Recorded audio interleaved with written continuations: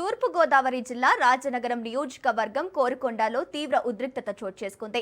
అక్రమంగా మట్టి తరలిస్తున్న టిప్పర్ లారీ ఒక యువకుడిని ఢీకొట్టడంతో నరసాపురం గ్రామానికి చెందిన నొక్కి రాజువర్మ అక్కడికక్కడే మృతి చెందాడు. అదే ఘటనలో మరో యువకుడు సోలపు విక్కి తీవ్రంగా గాయపడ్డాడు. ఈ ఘటనకు నిరసనగా మృతుడి కుటుంబానికి న్యాయం చేయాలని కోరుతూ వైఎస్ఆర్ కాంగ్రెస్ పార్టీ రాష్ట్ర యువజన విభాగం అధ్యక్షుడు మాజీ ఎమ్మెల్యే జక్కంపూడి రాజా రాత్రంతా రోడ్డుపై బైఠాయించి ఆందోళన చేపట్టారు. మృతదేహం పక్కనే కూర్చుని నిరసన కొనసాగించారు.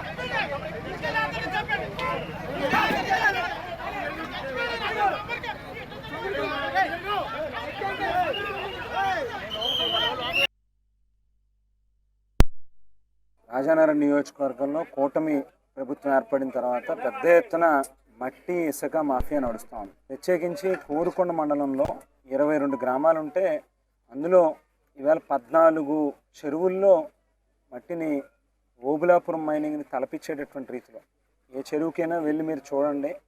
6 నుంచి 7 తక్కువ అంటే 6 నుంచి 7 200 మిషన్స్ పనిచేస్తూ ఉంటాయి.